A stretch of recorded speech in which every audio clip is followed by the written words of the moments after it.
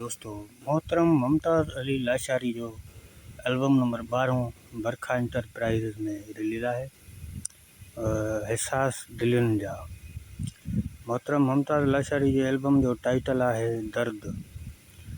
दर्द में मारियल दिलुनि ते राज करे तो मुमताज़ अली लाशारी, जंहिंजो ही ख़ूबसूरत एल्बम ऐं हिन में कलाम जेके भी आहिनि सभु सुठी ऐं बहितरीन शाइरी ते थियल आहिनि। जीअं त तव्हांखे मुमताज़ लाशारी जी गायकी कीअं लॻंदी आहे उहो तव्हां कमेंट्स करे ज़रूरु ॿुधाईंदा। ऐं हिन में कलाम 10 आहिनि, 10 ई बेस्ट आहिनि, बहितरीन आहिनि, तव्हांखे सभु ॿुधाईंदा कलाम।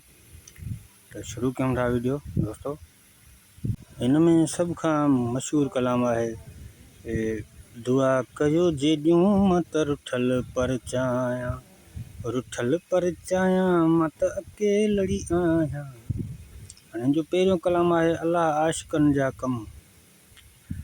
ऐं उन खां अञा बि मशहूरु कलाम अथसि न तूं रहंदे न मां रहंदुसि, न रहंदो कुझु विढ़ऊं छा लाइ। इहो त तव्हां मशहूरु कलाम आहे मुमताज़ लाशारी जो, तव्हां ॿुधो ई हूंदो। न तूं रहंदे न मां रहंदुसि, न रहंदो कुझु विढ़ऊं छा लाइ। इहो माना मशहूरु कलाम आहे ऐं इहा शाइरी बिल्कुलु हक़ीक़त आहे। माना नालो वञी रहंदो, फ़क़ति हिकु यार जो नालो वञी रहंदो, विढ़ऊं छा लाइ। छो त उन खां पोइ कलाम अथसि दुआ कयो जेॾियूं मां त रुठल पर चाहियां। इहो बि बहितरीनु कलाम आहे। रुठल पर चाहियां मां त अकेलड़ी आहियां।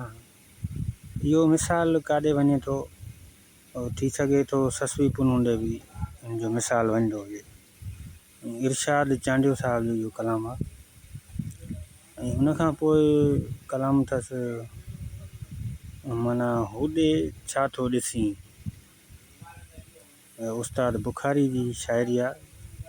ऐं उन खां पोइ आहे सिर लॻे मुंहिंजो सॼण सां, सिर लॻे सुहिणे सॼण सां, सिर लॻे दिलि जे दिलि भर मन जे मन सां।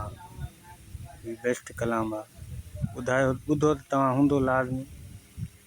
ऐं उन खां पोइ कलाम अथसि छिनी तो हुबदार कयो केलो।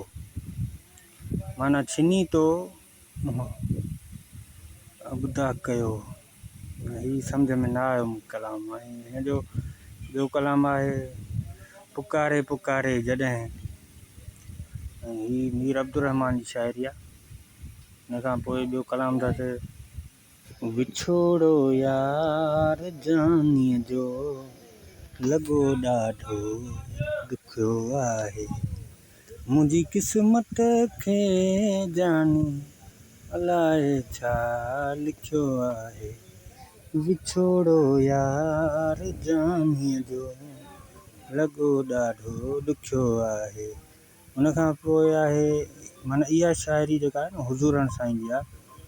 उन खां पोइ उस्ताद बुखारी जी शाइरी आहे तोसां मुहबत नाहे हाणे।